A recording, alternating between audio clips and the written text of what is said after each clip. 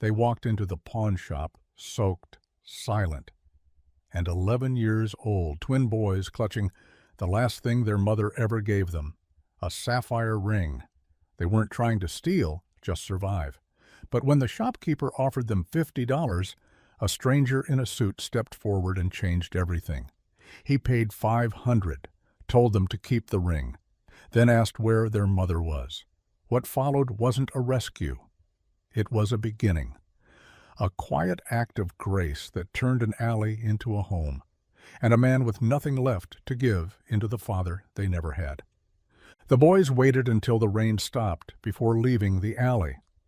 It had been their shelter for the night, a narrow crack between two buildings lined with milk crates and cardboard, damp but better than nothing.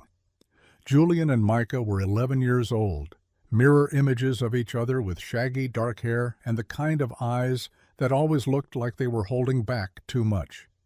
Julian clutched the small velvet box tight against his chest. Micah kept a lookout, scanning the sidewalks as the city came back to life around them. Car horns blared, coffee carts opened, and early commuters rushed past, never seeing them. That was how it had been since the eviction, since their mom got sick, since everything began falling apart one piece at a time. "You sure this place opens early?" Micah asked, his voice low. Julian nodded. The sign said 8. They walked in silence, side by side, their sneakers soaked and soles worn through. The pawn shop sat 3 blocks down, tucked between a payday loan storefront and a boarded-up barber shop.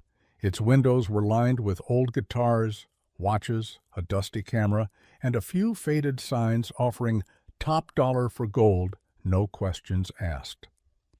When they reached the door, Julian hesitated. His fingers curled tighter around the box. "We don't have another choice," Micah said gently. Julian nodded once, then pushed the door open. The inside smelled like dust and tired stories. Fluorescent lights buzzed overhead. Behind the counter, a man with a thinning hairline and half-lensed glasses looked up from a newspaper. "We don't take junk," he said automatically, not even bothering to stand. Micah stepped forward. "It's not junk, it's a ring." The man sighed, set the paper down, and leaned forward. Julian approached the counter, hands trembling, and placed the velvet box on the glass. The man opened it slowly. Inside lay a delicate gold ring with a small sapphire in the center, worn but beautiful. The boys didn't flinch as he picked it up, held it to the light, examined the engraving inside. His face shifted slightly. "Where'd you get this?" "It was our mom's," Julian said quickly. She gave it to us. Said if we really needed to, we could—" He trailed off, throat tight. Micah picked up where his brother left off. "She's sick, in the shelter. The meds she needs aren't covered. We've tried everything. Please." The man stared at them for a long moment. "I can give you 50. "50?" Julian echoed, stunned. "That's generous," the man added. "This ain't Tiffany's." "But it's real gold," Micah argued. "The stone's real too. You can see it." "Sentimental value don't count in my ledger, kid." Julian looked down at the ring, his eyes burning.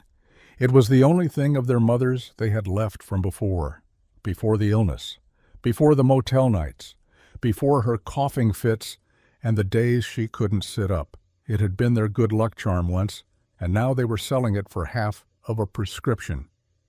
Micah put a hand on Julian's shoulder. "We should just take it back." Before the shopkeeper could protest, the bell over the door jingled again. A man stepped inside.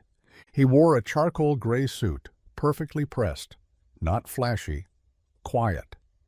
But everything about him, his posture, the cut of his coat, the quiet intensity in his gaze, commanded attention. His shoes were polished, his expression unreadable. He paused when he saw the twins at the counter, then glanced at the ring the shopkeeper still held in his palm. The man behind the counter straightened. "Help you?" The man in the suit didn't answer immediately. He walked forward, eyes still on the ring. Then he turned to the twins. "How much is he offering you?" he asked quietly. Julian blinked. 50? The man turned to the pawnbroker. Make it 500 and give them the ring back. The pawnbroker laughed. You kidding me? For that? But the man had already reached into his inner coat pocket, pulling out a leather money clip. He counted 5 crisp $100 bills and laid them out slowly on the glass counter. Then he turned to the boys. Take it and keep the ring. Micah looked like he might cry. Julian's hands shook as he pushed the box toward the man. Why? He whispered. The man looked at him, really looked at him. Because your mother trusted you with something precious. That means you're worth trusting too. They stared at him, wide-eyed, stunned. Now, the man added, tell me where she is. The boys hesitated. For a long moment, neither of them said a word. The stranger's offer hung in the air like something too good to be real, too generous to trust. Julian clutched the box tightly again, while Micah instinctively took a half step in front of his brother. I'm not here to hurt you, the man said gently. My name is Cole Brennan. His voice was calm, steady, the voice of someone used to being obeyed, but it held no threat, just purpose. Julian looked down at the money on the counter, then back at the ring in his hand. She's at a shelter, Micah said finally. St. Mercy, over on East 49th. But she doesn't want visitors, especially not men she doesn't know. Cole nodded once. I understand, but I'd like to help if she'll let me. Julian frowned. Why, you don't know us. Cole looked between them. Not yet, but I know what it's like to be a kid standing in front of a counter with no one left to turn to. There was a flicker of something in his expression then, pain, long buried, a crack in the carefully constructed armor, and it was enough. Julian reached out and took the envelope of bills from the glass. He didn't pocket it. He just held it, like it might vanish if he looked away. Micah cleared his throat. She's really sick. Then let's not waste any more time, Cole said, already turning toward the door. The three of them walked in silence through the damp morning streets. The sky was still heavy with clouds, and the gutters were slick with yesterday's rain. Cole didn't ask questions, and the boys didn't offer any more than what was necessary. He walked on the outside of the sidewalk, shielding them from passing cars. When they crossed the street, he subtly held out a hand to slow traffic. By the time they reached St. Mercy's, a cold wind had picked up. The shelter stood at the end of a block of faded brick buildings, its front stoop worn from years of heavy feet. A small sign above the door read, Everyone deserves a second chance. Julian knocked twice. A few seconds passed, then the door opened. A woman in a sweatshirt and volunteer badge smiled tiredly at the twins. Hey boys, back already? Micah nodded. We have someone who wants to help. She glanced at Cole, her eyes narrowing with caution. Cole held out a business card. Cole Brennan, I'd like to speak with their mother. Only if she's comfortable. The woman studied the card. Something about the way she looked at it changed her expression. She stepped back, holding the door wider. Wait here, I'll ask. They stood just inside the entryway, where the heat hit like a sudden wave. Cole looked around quietly. The walls were lined with flyers and paper hearts cut by children's hands. A plastic bin of donated clothes sat beneath a corkboard covered in housing assistance brochures. A child cried somewhere down the hallway. After a few minutes, the woman returned. She gave a small nod. She'll see you, but only for a minute. The boys led him down a narrow corridor to a room with 2 cots, a stack of worn suitcases, and a small curtain for privacy. On the far bed lay a woman with hollow cheeks and skin too pale, her dark hair pulled into a messy braid. Her eyes flickered open when they entered. Julian, Micah. We're here, Mom, Julian whispered, and we still have the ring. Laura Price exhaled shakily. Her gaze shifted to Cole, assessing, guarded. This is Mr. Brennan, Micah said. He helped us. He paid for the ring, but then told us to keep it. Laura's brows lifted faintly. Why? Cole stepped forward slowly, stopping well outside the boundary of her bed. Because your boys were about to give up the last thing they had left from you. That tells me how desperate things are." Her expression didn't soften, but her breathing hitched. Cole continued, "I know what it's like to lose everything. My mom raised me and my brother alone. We didn't have much, but what we had, she fought for. When we lost her, I promised I'd never walk past someone in that place again without doing something." Laura's jaw tightened. "I don't need saving. I'm not here to save you," he said. "I'm here to offer help, if you want it." She looked at her sons. Micah's hand was on Julian's shoulder. Both of them looked tired. So tired. But there was something else. Hope, like a small flame refusing to go out. Laura closed her eyes. "What kind of help?" "I can cover your medical care, get you a proper doctor, nutrition, shelter for all three of you, something permanent." She opened her eyes again. "What's the catch?" "No catch," Cole said. "Just that you let me do for you what I wish someone had done for my family." The silence stretched. Laura reached out and gently took her son's hands in hers. "I don't want pity," she whispered. "You won't get it from me," Cole replied. "Just support, the kind that says, you matter." Laura looked away, eyes glistening. "Okay," she said. "Okay, we'll try." Cole nodded once, and the boys exhaled together, the weight they'd been carrying for weeks finally loosening, if only a little. Outside, the clouds began to part, and in that quiet room something began to shift. Not a rescue, a beginning. Cole Brennan didn't waste time. By the next morning, he'd already called a private physician to meet Laura at the shelter with portable equipment in tow and a nurse at his side. He covered the costs up front and ensured the shelter director that there'd be no publicity, no attention, just help. Laura lay quietly through the examination, occasionally squeezing Julian's hand or nodding weakly as the nurse took notes. The boys sat nearby, not saying much, but watching everything with cautious eyes. They were used to medical visits that ended in unanswered questions or prescriptions they couldn't afford to fill. This time was different. After the checkup, the doctor turned to Cole in the hallway, his expression serious. "She needs long-term care. She's malnourished, anemic, and the respiratory infection could become pneumonia if it hasn't already. She can't stay in a shelter under these conditions." Cole nodded. "Then we move her." The doctor paused. "And her sons?" "With her," Cole said without hesitation. By noon, an SUV pulled up outside the shelter. Quiet, black, unmarked. Inside, blankets and supplies had already been laid out. Cole helped Laura into the back seat, letting her lean gently against a cushion. The twins climbed in beside her, uncertain, their eyes flicking from their mother's pale face to Cole's unreadable expression. "Where are we going?" Micah asked. "Somewhere safe," Cole said. "Just for now." The building they arrived at was not what the boys expected. It wasn't a hospital. It wasn't a mansion, either. It was a large brownstone tucked into a quiet residential neighborhood, ivy crawling up the side and a small brass plaque near the door that read, "Safe Haven, Private Transitional Housing." Inside, it smelled like fresh coffee and lemon soap. The entryway was warm, lined with bookshelves and quiet lighting. A woman with a clipboard greeted them at the door, smiling warmly. "Welcome," she said. "We've been expecting you." They were shown to a small but beautiful apartment on the 3rd floor.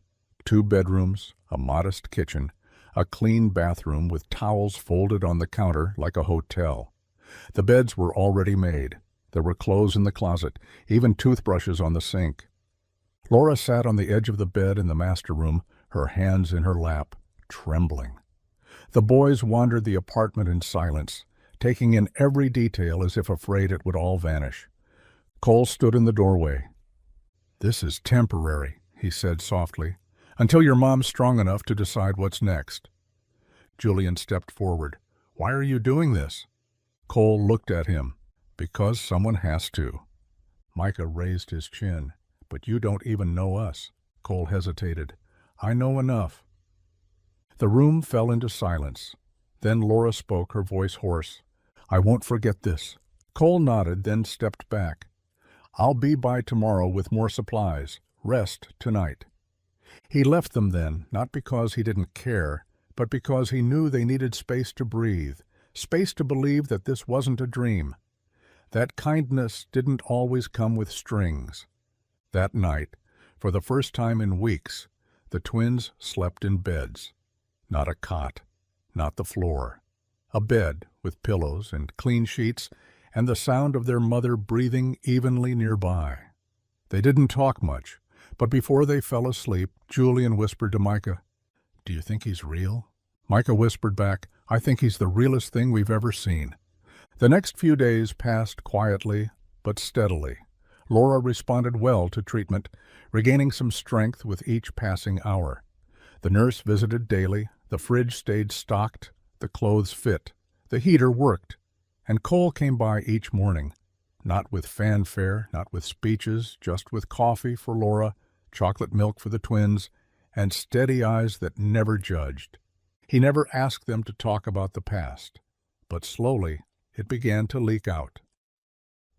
Over scrambled eggs one morning, Julian admitted he used to draw superheroes, but stopped when he couldn't afford pencils anymore. Cole brought him sketch pads and a full set of colored pencils the next day. On a walk through the small garden behind the brownstone, Micah confessed he wanted to be a scientist, even though he barely passed math. Cole enrolled both boys in a local tutoring program within the hour. When Laura felt strong enough to stand in the kitchen, she offered to cook. Cole declined politely. "Not until you're fully recovered," she smirked. "Are you always this bossy?" He smiled barely. "Only when I'm right." Then one afternoon, a question no one expected came from Julian. "Where's your family?" Cole blinked. The boys stared up at him, waiting. "I don't have one," he said finally. "Not anymore?" Julian nodded, like he already knew, like maybe he could sense it. "Well," Micah said, "you can sit with us anyway." Cole didn't answer, but he did sit, and that night, for the first time in years, he laughed. A real laugh, not a polite chuckle or a practiced smile for investors. A deep, gut-level laugh that surprised even him. It felt good. Dangerously good, because it made him realize something terrifying. He'd started to care, not just about the outcome, about them. It had been nearly 3 weeks since that morning in the pawn shop, and the boys no longer flinched when someone knocked on the door. They no longer hoarded their toast under the table or took turns watching the hallway at night. The bags under Laura's eyes had started to fade. Her voice had returned with strength, and color now sat lightly on her cheeks, like it belonged there. It was as if time, rest, and care were rebuilding her cell by cell right before their eyes. Cole visited every day, though he kept his visits brief. He brought groceries, books, the occasional game or puzzle, but more than that, he brought steadiness. His presence alone, quiet and sure, began to anchor their new world in ways they hadn't realized they needed. He never made promises, but his consistency became one. And the boys, especially Micah, began to open up to him like they had known him for years. "Were you rich before?" Micah asked one afternoon as they sat on a park bench outside the brownstone, tossing breadcrumbs to a few overeager pigeons. Cole didn't blink. "I guess." Micah squinted at him. "But are you rich now?" Cole smiled faintly. "Yes?" Micah nodded like he was processing a great philosophical truth. "And you're not mean about it." Cole chuckled. "Thanks." "Why not?" Cole paused. He could have given 1,000 answers, the businesslike one, the detached one, but in that moment, none of them felt right. Because money doesn't make you better, just gives you options. It's what you do with them that matters. Micah was quiet for a moment, then said, "Can I still be a scientist if I was homeless?" Cole turned to him. "You already are one. You just haven't built the lab yet." Micah beamed, and Cole's chest tightened unexpectedly.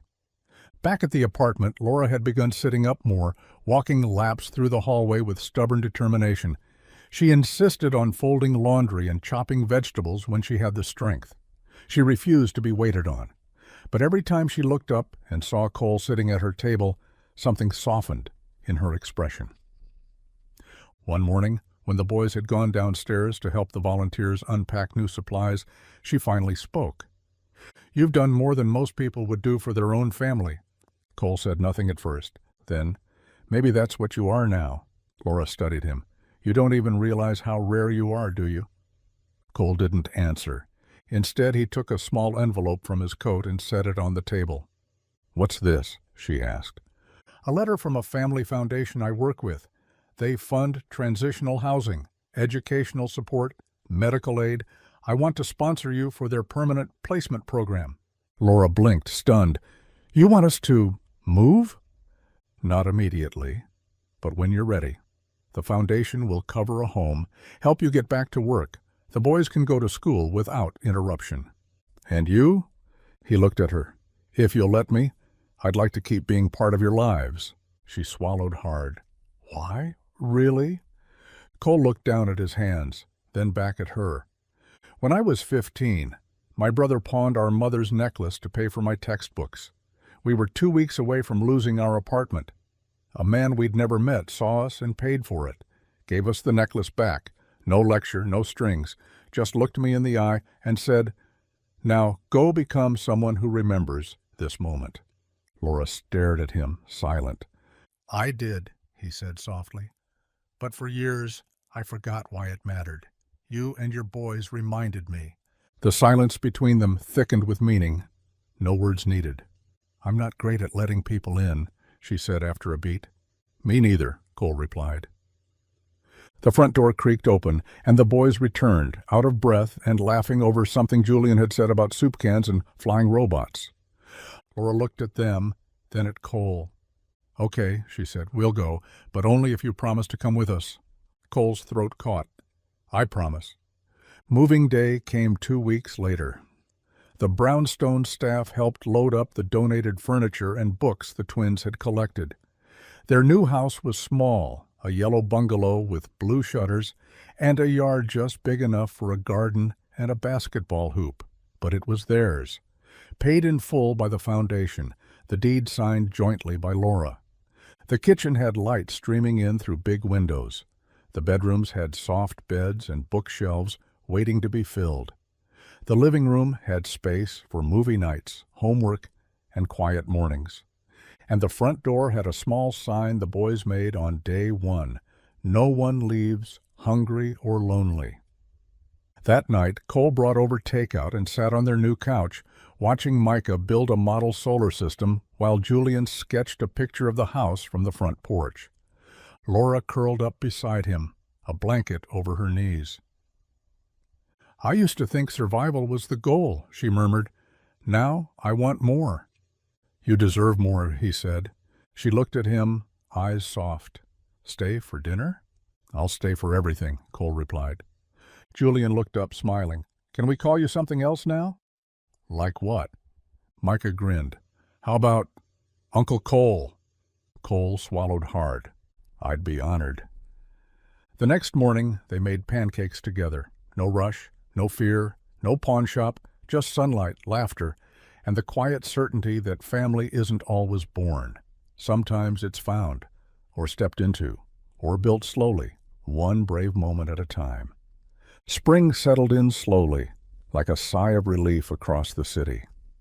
The neighborhood blossomed with signs of life, tulips pressing through the thawing earth, children riding bikes past the house, windows opened to let the breeze in. Inside the little yellow bungalow, things were blooming too. Laura's hair was fuller again, her cheeks rounder, her laugh coming quicker. The boys came home from school with crumpled worksheets and glitter-covered science projects. The fridge was covered in magnets, reminders, and Micah's most recent attempt at cursive. And Cole? Cole was there. He came by almost every evening now, not just to drop off something they needed, but to stay. He helped with math homework, which always ended with laughter because he refused to use calculators. He brought home takeout on Wednesdays and started calling Sunday mornings pajama breakfasts, showing up in sweatpants that Micah claimed made him look like a retired superhero. One Saturday, they went to the park, the four of them, plus a picnic basket Laura had insisted on packing herself. The sun was high, the grass soft, and Micah chased Julian across the wide field with a kite that refused to fly, but looked magnificent, crashing over and over. Laura and Cole sat on the blanket, watching the boys. "They're different now," Laura said quietly, her eyes tracking Julian's spinning legs. "They're light again." Cole nodded. "They're home." She looked at him, her expression unreadable for a moment. "Are you?" He hesitated. "I think I've spent my whole life running," he admitted. "From pain, from grief, even from help. But something happened the day I saw your boys in that shop." "What?" "I stopped running." They sat in silence for a few minutes, letting the wind carry the weight of that. Then Laura spoke again. "Do you miss them, your family?" "Every day," Cole said without pause. "But it doesn't hurt the same now. Not since I found something to fight for again." She nodded. "We don't need rescuing anymore." "I know. But we do need you." His throat tightened. "I need you too." Across the field, Micah's kite finally took to the sky. Both boys whooped in triumph, their voices carrying through the wind. Cole watched them, heart swelling with something so deep and full he could barely contain it. That night, while the boys slept, Cole lingered in the kitchen as Laura cleaned up. She didn't ask him to leave. She poured a second cup of tea instead and handed it to him. "I was thinking," she said, tucking a strand of hair behind her ear, "about birthdays. The boy's 12th is coming up." "I haven't forgotten," Cole said with a smile. "They want a party, friends from school, cake, maybe a movie marathon." He grinned. "Any theme?" She nodded slowly. "They said they want to do then and now." "What does that mean?" She leaned against the counter. "They want to show pictures of where they came from before and now. They want people to know it's possible to go from alleyways to backyards, from pawn shops to birthday parties." Cole's smile faded, not because he was sad, but because the weight of their journey hit him all over again. "They're brave. They take after their uncle." He looked at her sharply. "Uncle?" She laughed softly. "That's what they call you at school now. My Uncle Cole. Every paper, every story, every time they get picked up." His voice caught. "I never thought I'd be part of something like this again." "Neither did we," she said. "And now? We can't imagine life without you." Cole looked down at his tea, then up at her. "Laura." "Yes?" "I know this isn't what either of us expected, and I know the boys come first, but would it be okay if I asked what it might look like if we made this us official?" Her eyes widened, but she didn't look away. "You mean—" He set down the cup. "I mean, I don't just want to be someone who showed up when things were hard. I want to stay when things are beautiful too. I want to build the rest of the story with you." She stepped forward, placing her hand in his. "Then build it," she whispered. "We're already living in it." The boy's birthday arrived with more laughter than anyone expected. A dozen kids from their school packed into the backyard. There were balloons tied to the fence, a homemade cake with way too many sprinkles, and a slideshow Micah had made of then and now photos that made every adult at the party quietly cry. Cole stood at the edge of the yard, watching the chaos with a plate of cake in his hand. Laura came up beside him, her fingers grazing his. "You ready for this to be forever?" He looked at her, heart full. "I already decided. The rest is just details." That night, after the party, the boys crashed early. The house was quiet again. In the soft glow of the hallway light, Cole opened a small velvet box he'd been carrying for weeks. Inside was a ring, not flashy, just simple, beautiful, like their life. He showed it to Laura, her eyes widening, tears brimming before he even said a word. "I wanted to wait for the right moment," he said, "but every moment with you has felt right." She didn't speak, just stepped forward and wrapped her arms around him. "Yes," she whispered against his chest. "To everything." Months passed. The garden bloomed, the house filled with projects, books, and muddy sneakers. The ring shone on Laura's finger. Cole became a fixture at school events, doctor's visits, and science fairs.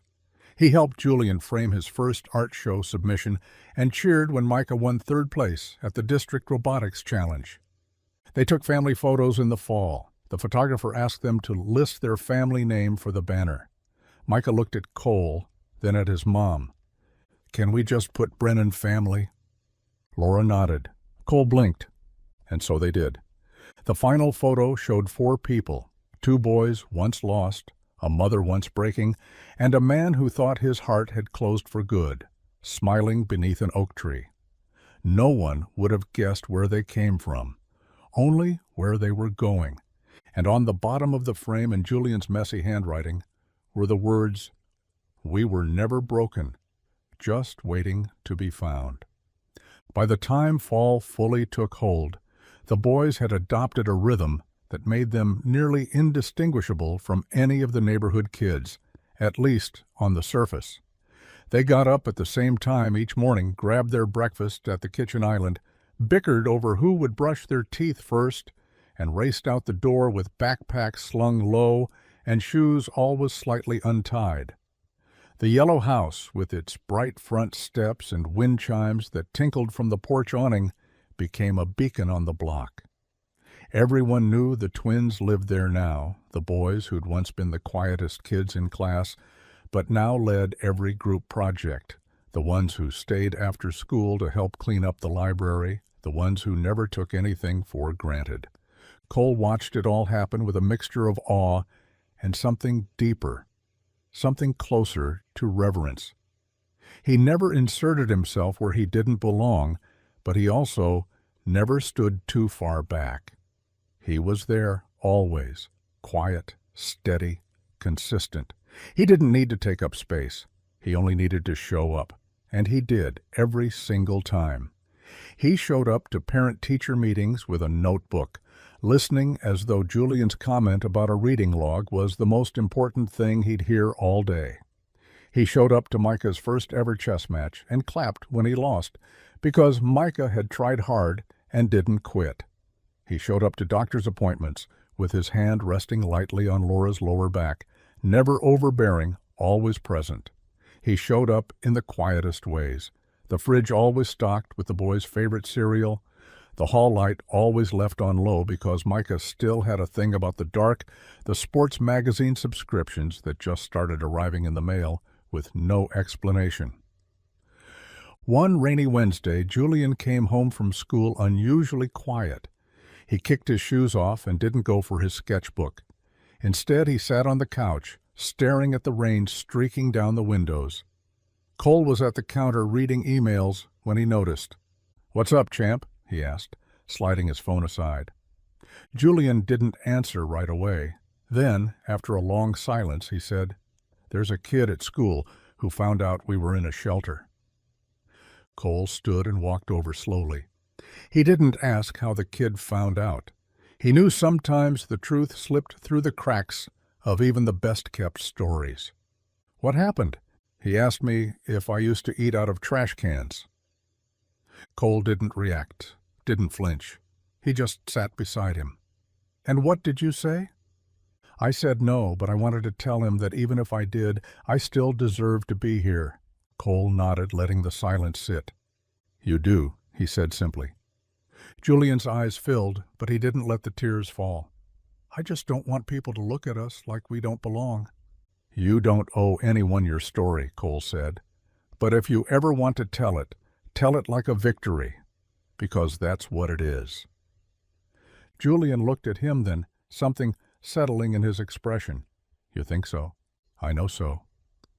A week later, Julian turned in an essay for his English class titled "What It Means to Stay." It didn't mention shelters or pawn shops or rainy nights in alleyways, but it spoke about home, about safety, about the invisible hands that hold people upright when they forget how to stand. His teacher gave him a gold star and asked to read it aloud to the class. Micah, not to be outdone, won second place in the school-wide science fair for his project on solar-powered water purifiers. When asked what inspired the idea, he shrugged and said, "I know what it's like not to have clean water when you need it. It's not complicated. It's just wrong." Cole watched from the back of the gymnasium, standing beside Laura, who clutched a tissue like she wasn't going to need it, and then did anyway. After the awards, Micah ran up to him and said, "I told them you helped me build the frame." "I just held the screwdriver," Cole said. "No," Micah replied. "You held us together." That night, after the boys had gone to bed, Cole sat with Laura on the porch, a soft blanket over both their laps, mugs of cocoa steaming gently in their hands. The stars were bright overhead, the air cold enough to see their breath. "I keep waiting for the fear to come back," she admitted. "Even now, it's like I wake up and wonder if we're still in that room, if the floor is going to fall through." "It won't," Cole said. "Not while I'm standing here." She looked at him for a long moment, her eyes reflecting the porch light. "You saved us." He shook his head. "No, you saved them. I just helped lift the weight." They sat there in the quiet until Laura reached into her pocket and pulled out the velvet ring box she hadn't looked at in months. The one they hadn't sold, the one Cole had paid for and returned. She opened it slowly. "I want you to keep this," she said, "not because we owe you, but because it reminds me of the moment everything changed." Cole hesitated, then took the box. He didn't pocket it. He just held it, staring down at the sapphire that had once felt like the last tether to their hope. "It changed me, too," he said. She leaned into him. "Then it belongs to both of us." Down the hall, Micah stirred in his sleep. Julian muttered something about pencils.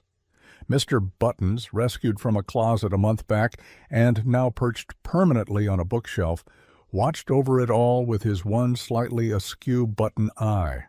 The house was quiet, full, alive. And Cole Brennan, once a man who moved through life like a ghost in a tailored suit, sat beside the woman he never meant to love and finally understood what it meant to stop running. He was home. The holidays crept in slowly, wrapped in the crisp scent of pine and the warm glow of early evenings. In the yellow house with blue shutters, preparations began weeks before the calendar caught up. Laura and the boys decorated with the intensity of people making up for years of quiet Decembers. There were garlands around every doorway, paper snowflakes taped to windows, and a Christmas tree that took up half the living room, dripping in handmade ornaments and string lights that blinked to the rhythm of Micah's favorite playlist. Cole watched it unfold with quiet awe. He was no longer just a helper or a sponsor or even a guest. He was part of it, folded into the mess, the music, the laughter. When Micah shoved a Santa hat onto his head and demanded he play the role of present guardian, Cole didn't hesitate. He sat cross-legged under the tree, passing wrapped boxes to eager hands, while Julian filmed the chaos with a borrowed camcorder, narrating in a faux documentary voice. Laura moved between the kitchen and the living room, her smile never far from her face. She caught Cole's eye more than once that day, and each time something wordless passed between them. Gratitude, disbelief, joy, maybe all three. Later, when the sun had set and the house had quieted, Cole stepped outside onto the porch, the cold air biting gently at his cheeks. He leaned on the railing and stared at the stars, wondering if this simple, messy, beautiful life was really his now, if he'd really earned it, or if it had simply been grace, given freely and unexpectedly. Laura joined him a few minutes later, wearing a worn sweatshirt and carrying 2 mugs of tea. She didn't speak right away, just handed him one and leaned beside him. "They asked me tonight if you were going to stay forever," she said quietly. He looked over at her. "What did you say?" "I said you'd have to ask him." Cole stared at the steam rising from his cup. "I didn't think I'd ever want forever again. After my family, after everything I lost, I thought it was safer to keep everything temporary." Laura nodded. "I know the feeling." "But now," he continued, voice low, When I look at you, at them, I don't want a day without this, without you." She turned to him, her eyes reflecting the porch lights. "Then stay. No conditions, no pressure, just stay." He took her hand, cold fingers laced with his, and held them tightly. "I'm not going anywhere." In January, Cole officially listed the Yellow House under all three of their names: Laura, Julian, and Micah Brennan. The boys, when they found out, ran through the house yelling about how they owned walls now and could technically decide what color the ceiling should be. They settled on galactic purple, which Laura vetoed immediately, but the moment itself became legend. Micah started calling Cole Dad more often, first by accident, then on purpose. Julian followed soon after, quietly testing the word during a conversation about school forms, then repeating it with more confidence the next time. Cole never asked for it, never expected it.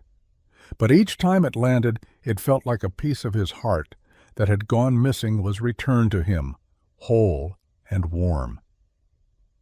He started keeping a journal, not the kind he'd once used for business plans and investment tracking, but a personal one, a record of moments, a catalog of laughter. He wrote down the day Julian got an A on a math quiz, the way Laura tilted her head when she read in the living room light, the sound of Micah's feet padding down the hallway when he couldn't sleep and just needed someone to sit with him. He wrote the story of the pawn shop, the ring, and the moment when his life split into two halves, before he met them and after. One night in early spring, Laura found the journal. She didn't read it at first, just saw her name on the cover and recognized Cole's handwriting. She left it where it was, on the nightstand beside his side of the bed, but asked him about it later, after dinner, when the boys were outside racing their remote control cars along the driveway. "I saw your notebook." Cole glanced up. "It's not business." "I know," she said. "I could feel that before I even opened it." He hesitated. "I'm writing it for them, someday, so they'll always know how we started, what it meant." Laura's eyes welled. "You're building us into something permanent." "I'm trying," he said. She took his hand across the table. "You already have." And he had, not with money or gestures or even promises, but with presence, with staying, with listening and waking up early to make pancakes and walking to the bus stop every morning, even when the weather was awful and no one asked him to. He built it in the moments between headlines, between emails, between the life he'd had and the one he was choosing now, every single day. That spring, Micah won a scholarship to a summer science program, and Julian's art was selected for a citywide student exhibit. Laura returned to work full-time, running a community outreach center in the same neighborhood she'd once barely survived in. And Cole, who had once lived in a penthouse no one dared knock on, now found himself sitting on folding chairs at PTA meetings, helping string decorations for school dances and teaching Julian how to tie a tie for his first middle school debate. He was no longer a stranger in a suit. He was a father. He was a partner. He was a man who had learned that some of the most important investments you ever make aren't measured in returns or stock prices, but in hugs before school and the whispered trust of a child who used to sleep with one eye open, and in a ring once pawned for survival, now worn around Laura's neck on a silver chain, close to her heart, where it belonged. Summer arrived with an exuberance that couldn't be ignored. The trees outside the Yellow House were full and green, casting dappled shadows across the lawn where Julian and Micah built makeshift forts, and obstacle courses with tarps, ropes, and an impressive array of cardboard boxes. Every afternoon, their laughter spilled into the street, echoing off the houses like music, each sound proof that the past no longer held them hostage. Cole spent many of those afternoons working from the porch, his laptop balanced on one knee while he sipped iced coffee and listened to the boys bicker over whether or not space ninjas could defeat lava robots. He didn't correct them, didn't steer them. He just let them be exactly what they were, kids, loud, messy, safe. Laura had taken to planting things. Herbs in the kitchen window, sunflowers along the back fence, tomatoes in the raised bed she and Cole built together one Saturday morning while the boys were at the library. She said she liked watching something grow. She said it made her feel like the world was still generous. Cole loved watching her in the garden, sleeves rolled up, hair pulled back, her hands working the soil with reverence. It reminded him of who she'd always been beneath the exhaustion, someone rooted, someone resilient. They celebrated the first anniversary of moving into the house with grilled corn, sparklers in the yard, and a lopsided cake the boys made mostly on their own. They decorated it with blue icing and piped the words, "Welcome home, again," across the top in shaky letters. Laura cut the first slice, laughing as frosting smeared her fingers. Julian handed Cole the knife with a grin. "You do the honors, Dad." Cole blinked. He still never quite got used to the title. It always caught him off guard, but it never stopped feeling right. He sliced the cake, handed out plates, and made a toast with his lemonade. "To the house that saved us," he said, "and the family we chose." That night, as fireworks cracked in the distance and fireflies drifted across the lawn, Laura leaned her head against his shoulder. "Did you ever think it would look like this?" she asked. Cole wrapped an arm around her. "No, but I think I always hoped." "You deserve it." "So do you." She looked up at him, eyes shining in the dark. "You still keep the journal?" "Every night." "Can I read it someday?" "All of it," he said. "Someday when the boys are grown and the house feels too quiet, we'll sit on the porch and remember what it took to get here." "And what it means to stay," she added. They sat in silence after that, watching the sparks fade in the sky. By late July, Micah had completed his summer science program and started talking about high school with the certainty of a NASA engineer preparing for launch. Julian, meanwhile, began painting a mural in the garage, a sweeping scene of stars, city lights, and two silhouetted boys holding hands. Cole walked in one evening, saw the outline taking shape, and asked, "What's this?" Julian didn't turn around. "It's where we were and where we're going." He added a third figure beside them, taller, with a briefcase in one hand and the other reaching back to hold theirs. Cole didn't say anything, just walked over, picked up a brush, and started filling in the stars. In August, they took a road trip, not far, just a few hours north to a cabin by the lake. The boys swam all day. Laura read books in a hammock. Cole grilled dinner over an open fire. They sat on the dock at night, toes dangling over the edge, making up constellations and whispering stories about what they'd name their own planets. "I'd call mine Second Chance," Laura said. Micah chose Braveheart. Julian picked New Day. When they asked Cole, he thought for a long time, then said, "Grace." They all fell asleep that night in the same room, the boys curled up on the floor in sleeping bags, Laura and Cole on the bed, the sound of crickets outside and the slow, steady rhythm of breathing filling the space. Back home, the school year approached like a tide. New schedules, supply lists, forms to fill out. Laura packed lunches at the counter while Cole printed field trip permission slips. It was a kind of chaos that felt sacred, earned. One afternoon, the boys came home with an assignment. Write a letter to someone who changed your life. Micah went to his room and wrote for 2 hours, then sealed his letter in an envelope labeled simply, "Dad." Julian wrote his quietly at the kitchen table, then handed it to Laura, asking her to read it out loud. She did, her voice breaking on the second line. "Dear Mom, you told us once that love shows up in small ways. I didn't know what that meant until you gave up your last piece of comfort so we could survive. You were our superhero, even when you didn't have a cape. Thank you for never giving up, Julian." Cole watched her finish the letter, her hands trembling, her eyes wet. He pulled her close, kissed her temple, and said, "They know who you are." "And they know who you are too," she replied. Fall returned.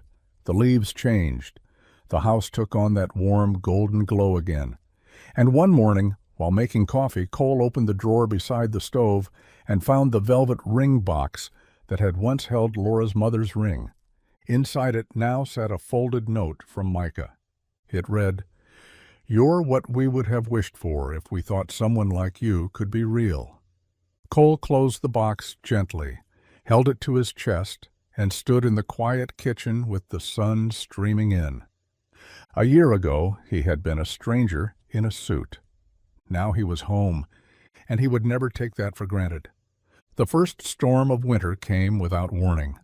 The clouds rolled in late in the afternoon, thick and dark, turning the sky an ominous gray. By the time dinner was on the stove and the boys were halfway through setting the table, snow had begun to fall in heavy, wet flakes, blanketing the street and the tops of houses in fast, silent drifts. Inside the yellow house, the lights flickered once, then twice. Then, as the wind picked up and rattled the window panes, the power went out entirely. Julian stood frozen, holding a stack of napkins. "That's not great," he said. Micah poked his head into the hallway. "The heater's out, too." Laura lit a candle on the counter and turned to Cole. "We've got flashlights in the closet, but that's going to be a cold night if the grid doesn't come back." "We'll make it cozy," Cole said calmly, already reaching for his phone. "No service." He glanced at the boys. "Emergency campout in the living room?" They didn't hesitate. Within 20 minutes, they had dragged every pillow and blanket into the center of the room. The boys arranged sleeping bags while Laura heated soup over the gas stove, and Cole set up a tower of books and battery-powered lanterns. The power might have gone out, but the warmth in the house remained, built not from electricity, but from the soft laughter and shared purpose of a family that had learned how to weather any kind of storm. "Remember the last time we lost power?" Micah asked as he curled under a comforter beside Julian. Julian nodded. "Yeah, the shelter. It went dark, and no one said anything. Just kind of sat there waiting." Laura's expression softened. That was a hard night. Cole reached over, placing an extra blanket across their feet. "This one's different." "It is," Julian said, "because we're not waiting anymore. We've got each other." Later, as the wind howled and the windows fogged over with breath and warmth, Laura read aloud from an old book they found in a thrift store months before. One of those epic tales where unlikely heroes make their way home through loss, courage, and unexpected kindness.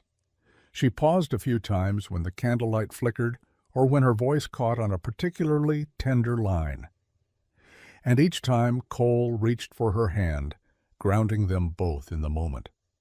They fell asleep that night, curled together under blankets in the living room, the storm raging outside, but their world inside secure. For once, darkness didn't mean danger. It just meant rest. By morning, the power was back. The heat kicked on, the fridge hummed, and the yellow house exhaled like a living thing waking from a deep, peaceful sleep. Snow covered everything. The street was silent, untouched. The boys rushed outside to make snowmen and leave trails of boot prints through the white, laughing and yelling about snowball battle strategies and architectural blueprints for snow forts. Cole stood at the window, watching them, a mug of coffee warming his hands. Laura joined him, leaning her head against his shoulder. "You never seem surprised anymore," she said. "By any of it?" He looked down at her. "I'm still surprised. I just don't want to miss a second," she smiled. "Neither do I." That weekend they hosted a neighborhood gathering. Nothing fancy, just hot cocoa, cider, and cookies around a fire pit in the driveway. Families from all over the block came, bundled in coats and scarves, greeting each other like old friends. For many of them, it was the first time meeting Cole not as a mysterious stranger in a suit, but as the man who raked leaves with his kids, the man who shoveled the neighbor's sidewalk before his own, the man who didn't speak much about himself but always showed up when someone needed help. "Didn't you used to live uptown?" one neighbor asked, sipping cocoa. Cole nodded. "I did." "What brought you here?" Cole looked toward the porch where Laura was laughing with another mom and the boys were arguing about marshmallow ratios in their cocoa. "Family," he said simply. They nodded, understanding written clearly in their expressions. After the guests left and the embers dimmed in the fire pit, the four of them stood in the driveway, looking at the house. The lights glowed softly in the windows. Mr. Buttons now had his own seat in the hallway, complete with a tiny handmade scarf. "Do you remember," Micah said suddenly, "the night we almost sold Mom's ring?" Julian nodded, quiet. "I thought that was the end." Laura reached for both their shoulders. It was the beginning. Cole stood beside them, heart heavy and full all at once. "You never had to sell anything to prove your worth. Not then, not now. But if we hadn't tried," Julian began. "You would have still been found," Cole said, "because you mattered." The snow crunched beneath their boots as they made their way inside. A few days later, a letter arrived in the mail. It was from the director of the shelter where Laura had once stayed.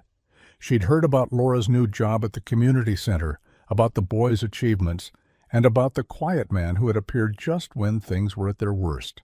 She invited Laura to speak at a fundraiser event for the shelter's expansion. That night, Laura stood in front of a crowd in a warm banquet room, her sons watching from the front table, Cole sitting beside them. She wore a simple dress and no notes in her hands. She didn't need them. "I came here not to tell a story of tragedy," she began, "but one of choice, because everything that's happened to us, from the alley to the ring to the night a stranger stepped in, has taught me that the difference between being lost and being found is sometimes just one person who sees you." She looked at her sons, at Cole. "And sometimes the most powerful thing you can give someone isn't money or shelter or even a home. It's the belief that they deserve all of it." Cole swallowed hard as she continued. "I thought I was doing everything I could to survive, but it wasn't until we were seen, really seen, that we learned how to live again." The audience rose to their feet, applause echoing off the walls. Afterward, as they walked to the car under a sky full of stars, Julian said, "You should be a teacher." "I think she already is," Cole said. That night, the four of them sat around the kitchen table, eating leftover cake from the event, laughter rising, stories overlapping. And as the wind whispered around the house once more, they didn't hear danger or loneliness. They heard everything they had built, and everything they were still becoming. In the months that followed, life unfolded not in grand events, but in the quiet moments that defined everything. There were early mornings with mismatched socks and forgotten lunches, evenings with puzzle pieces scattered across the dining table, and weekends spent painting the boys' bedroom walls from boring beige to Micah's chosen galactic gray, speckled with glow-in-the-dark stars that Julian had precisely arranged to mirror real constellations. The family of four, because that's what they were now, without question or footnote, moved through their days with a rhythm that only families who have rebuilt from nothing understand. They checked in with each other without asking. They celebrated little things like completed homework or perfect grilled cheeses. Laura danced while doing dishes. Cole kept a pair of the boys' worn-out sneakers in his office just to remember where they started. And always, always the ring remained, worn on a chain around Laura's neck during the day, placed in the velvet box on the nightstand at night. A quiet symbol of what had once nearly been lost and what had been saved instead. One morning in April, Cole received a letter from the foundation he had quietly started with a portion of his company's shares. It was official now, the Second Light Project, focused on providing emergency housing, education access, and support services for single-parent families. It had taken months to build the right partnerships, to assemble a board that understood the mission. He hadn't told Laura yet, waiting until everything was in place. That evening, after the boys had gone to bed, he brought her into his study. The desk was cluttered with grant applications, project outlines, and a single framed photo of the four of them in front of the yellow house. "What's all this?" she asked, pulling her hair into a loose bun as she leaned over the desk. He handed her the folder. This is where the money from the sale of my shares is going, not into a trust, not into another venture, into this. Laura opened the folder slowly, reading through the first few pages. Her eyes widened. You're launching a foundation? We already have. First locations open this fall. One here, one in Chicago, another in Austin. Temporary housing, medical advocacy, education support. She turned to him, her voice thick. You're doing this because of us. I'm doing it because you reminded me people aren't numbers, that saving a balance sheet doesn't mean anything if we're letting families fall through the cracks. She sat down heavily, still reading. There's more, Cole said, pulling out another document. I want you on the board, if you're willing. Laura looked up. Me? You're the reason this exists. You've lived it. Your voice matters more than any of ours. She didn't answer right away, just stood up, walked to where he sat, and wrapped her arms around his shoulders. I'd be honored. He rested his head against her side. So would I. The foundation's launch went better than anyone expected. They held a small press event in the same neighborhood where Laura once stood in line at a food pantry, wearing a jacket 3 sizes too small and clutching a flyer about emergency shelter. She returned there in a tailored blazer, standing on a makeshift stage beside Cole and city leaders, addressing a small crowd with the same conviction that once carried her through the hardest nights. This program doesn't start with funding, she told them. It starts with dignity. We believe in the people who walk through these doors, because someone once believed in us. After the applause, the crowd was invited to tour the new space, a warm, open facility with clean beds, private rooms, a kitchen that smelled like actual food, not institutional blandness. In the middle of it all was a single glass case near the entryway. Inside sat the ring, still delicate, still gleaming. Beneath it, a simple plaque read, "One thing almost lost, 100 lives now saved." People asked about it, and Cole told the story, not as a savior, but as a witness. And each time he finished, someone cried. Someone gave more. Someone asked how to help. Back at home, the boys were finishing up their school year with the kind of momentum that only comes from a deep, unshakable safety. Julian was working on a comic book project he swore he'd finish by summer. Micah was building a solar-powered bike with parts from the garage and coaching Cole on how not to burn eggs. One night, as they sat around the fire pit again, marshmallows dripping into the flames, Julian turned to Cole and asked, "Do you ever miss your old life?" Cole poked at the fire, thoughtful. "Sometimes," he admitted, "but only the quiet parts, not the loneliness." Laura looked at him over the rim of her cocoa mug. "And what do you have now?" Cole smiled at them all. "Everything." The boys leaned into him, sticky fingers and all. Mr. Buttons had been given a place of honor near the back window, where he now watched over the living room like a retired guardian of hope. And as the stars bloomed above them, no one spoke for a while. They didn't need to. The silence between them wasn't emptiness. It was fullness. It was a home. And it had taken everything to get there, but not a single part of it would ever be given up again. Summer slipped gently into the fabric of their lives like a warm blanket, neither flashy nor sudden, but steady, anchored by sunrises seen through open windows and the lazy hum of a neighborhood at peace. The yellow house settled into its second summer full of life and laughter and love.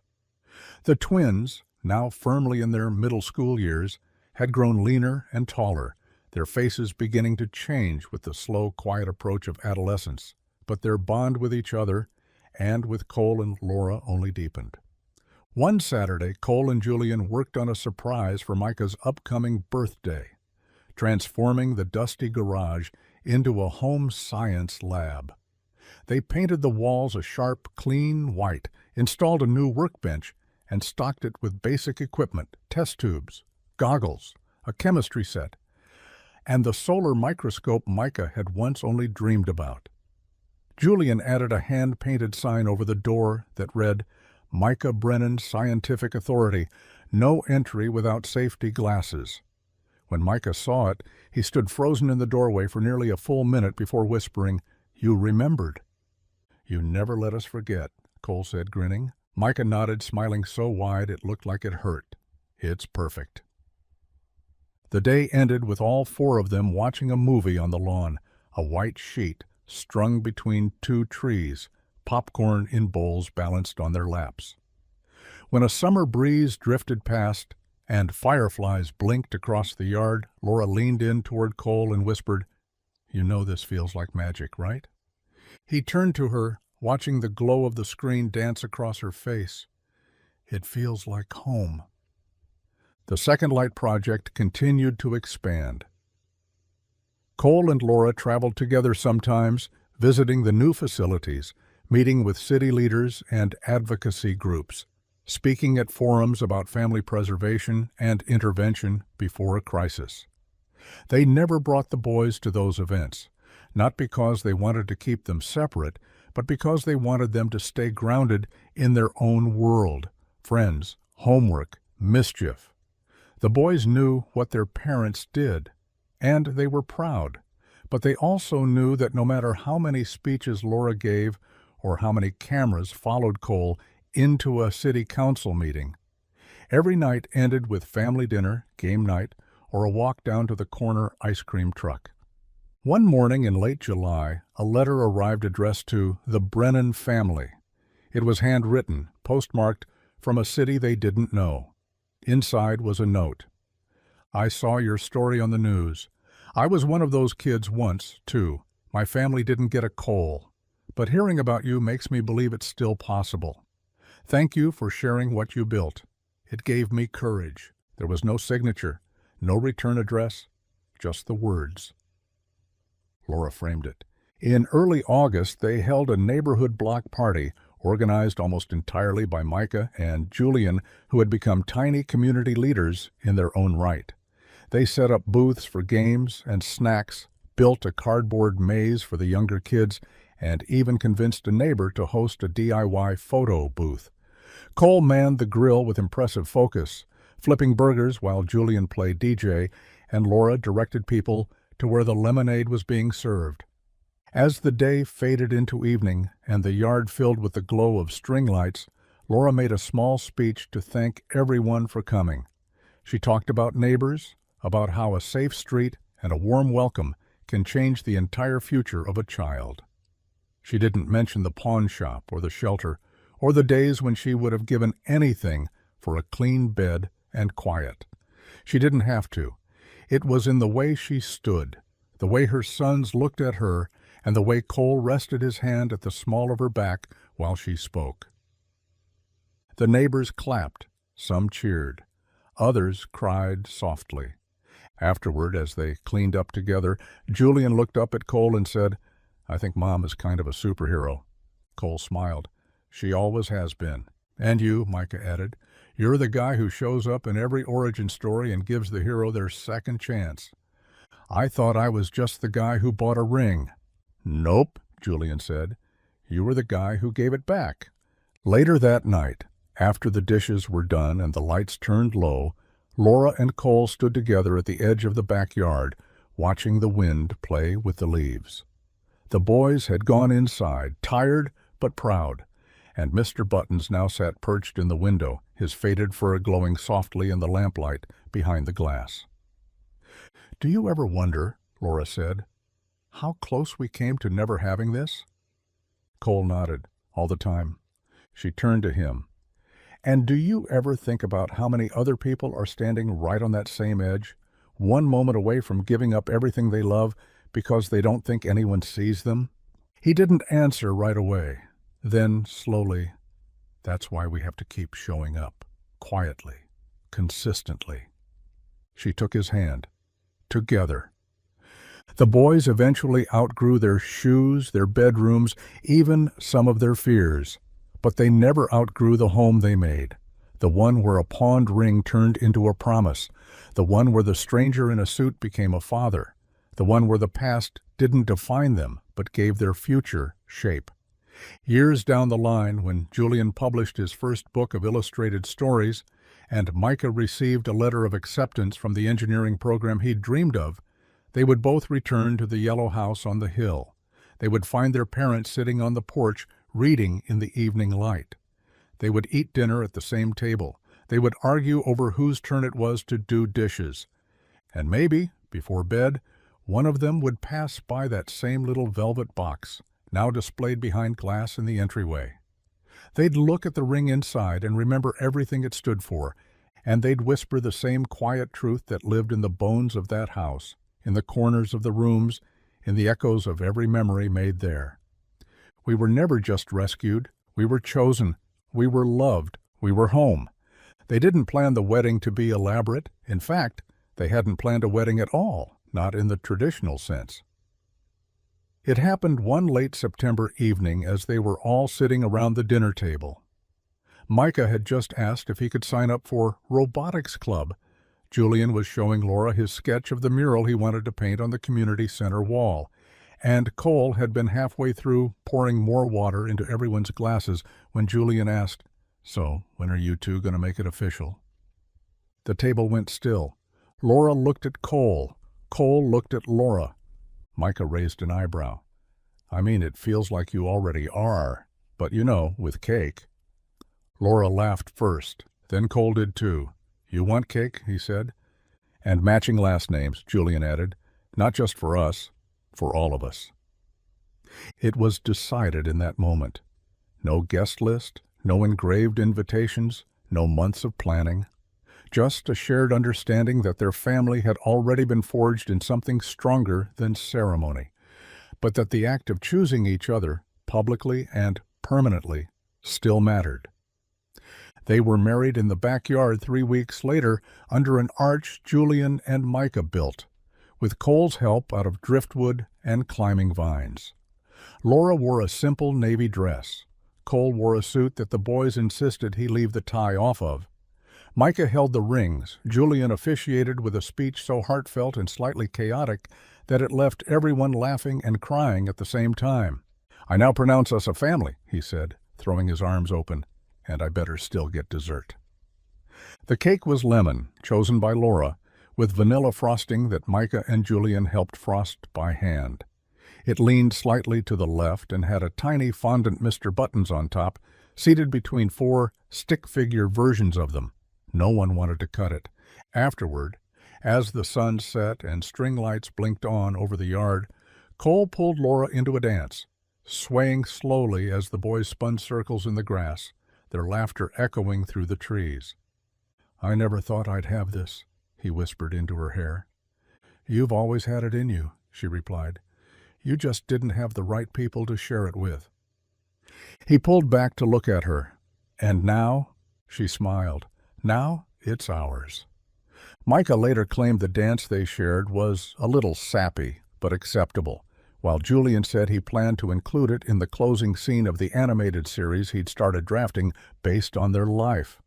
They never went on a honeymoon, not really. They didn't need to. Their house, their days, their backyard, that was their celebration. Every morning they woke up to the sound of cereal being poured, to the scent of coffee, to the comfort of familiar footsteps in the hall. Julian's mural at the community center took 3 weeks to complete. When it was finished, it stretched across 1 full wall in the main room. 2 boys holding hands beneath a bridge, a ring glinting in the foreground, and a man in a suit watching from a distance. Above them all, a banner unfurled in a star-filled sky. It read, "We were never lost, just waiting." Laura cried when she saw it. Cole stood beside her, silent. When the ribbon was cut and the building officially opened, local reporters asked the family for a statement. Julian stepped forward. "This isn't a story about charity," he said, voice calm and certain. "It's a story about choice, about someone seeing us when we felt invisible and choosing to stay." Later that night, back at home, Laura wrapped herself in one of the boys' oversized sweatshirts and curled beside Cole on the porch swing.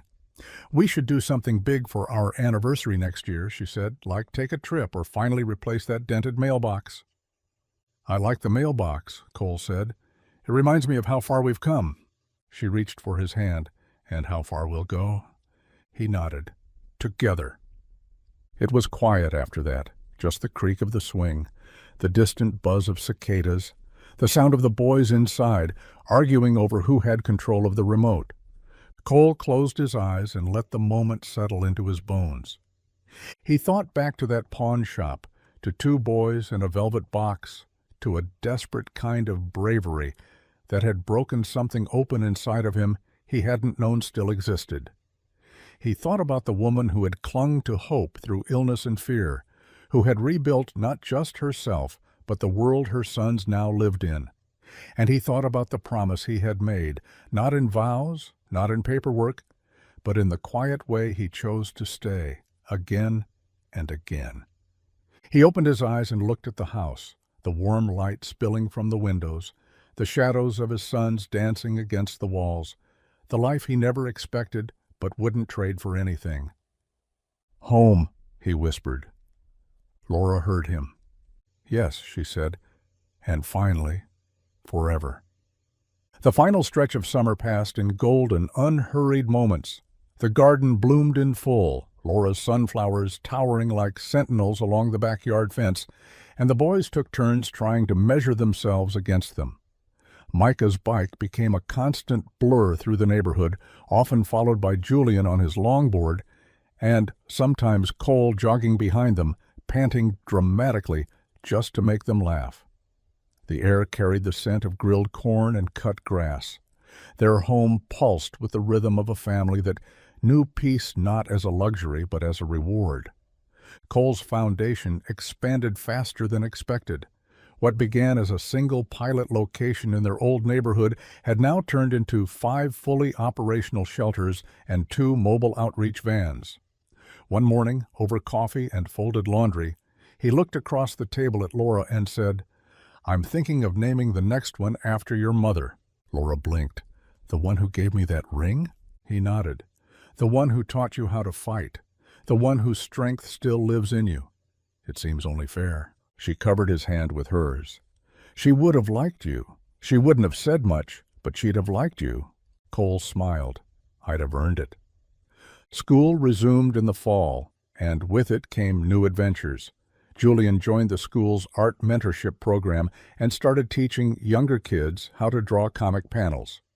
Micah, of course, signed up for robotics club and somehow managed to convince the school to let him start a weekend solar engineering workshop for middle schoolers. Cole, watching them from the car each morning as they dashed off in different directions, marveled at how life had multiplied inside them, not just grown, but expanded outward. His presence hadn't just changed their course, it had allowed them to believe they could shape the world.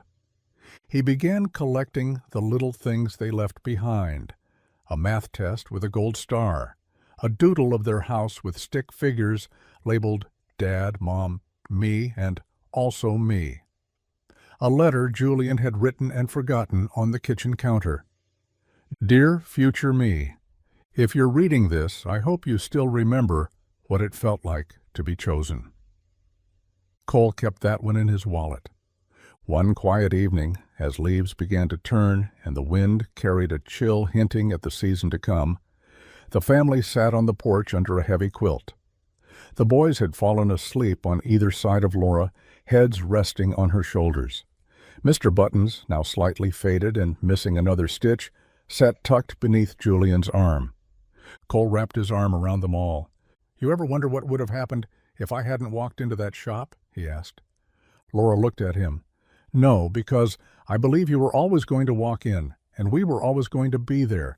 That's how stories like ours work. They're written by something bigger than logic." He leaned into her, eyes wet with quiet certainty. "Then I'm glad I followed the script." That winter, they took their first vacation together. Just a few days in a mountain cabin with no cell service and too many board games. They made fires and told stories. Julian drew for hours. Micah tried to trap snowflakes and identify crystal patterns. One night they found themselves sitting in a circle on the rug, candles flickering, and Cole asked each of them, "What's the one thing you want people to remember about us?" Julian said, "That we were found. Micah said, "That we didn't give up." Laura said, "That we were enough, even when we had nothing." And Cole said, "That love isn't given to the deserving, it's given to the willing." Spring returned as it always does, soft and full of renewal. Laura planted a second garden. The boys outgrew another pair of sneakers. Cole started training a new team of volunteers for the next expansion shelter, this one on the West Coast. He refused to franchise the program, even though investors kept asking. "It's not a brand," he told them. "It's a vow." On the second anniversary of their wedding, they didn't throw a party. They didn't even tell anyone. They simply took the day off, drove to the old neighborhood, and stood for a moment outside the pawn shop. The display window was cleaner now, the neon sign still flickering. Cole reached into his pocket and pulled out a tiny velvet box. Not the original, a new one. Inside was a gold ring with a blue sapphire, the same design as the one they still kept at home. Laura looked up at him, surprised. "I had it made," Cole said. "Same as the first, because that one will always belong to your mother. But this one is ours." She took it gently, her breath caught. "It's perfect," she whispered. "We are," he said. Later they walked hand in hand back to the car. Across the street, a woman held a toddler on her hip while waiting for the bus. Behind them, a young man helped an older one fix a flat tire. Nothing extraordinary, nothing headline-worthy, but life. Continuing. That's what Cole had learned, that the greatest miracles are often quiet, that the loudest love is sometimes a whisper, that saving someone doesn't always look like lifting them. It sometimes looks like sitting beside them until they're ready to rise. That night, as they climbed into bed, Laura rested her head against his chest and murmured, "What do you think happens next?" Cole smiled in the dark. "We keep showing up. We keep building. We keep loving them. And they'll keep becoming," she said. He kissed the top of her head. "Exactly." In the soft hush of the room, Julian stirred in the next room. Micah's sleepy laugh drifted through the hallway. Mr. Buttons, patched and whole in his own way, sat perched in the window. And the yellow house on the hill, once silent, now breathed with life. They had come from different beginnings, different heartbreaks, different kinds of lost. But together they had made something unshakable, a family, a legacy, a home.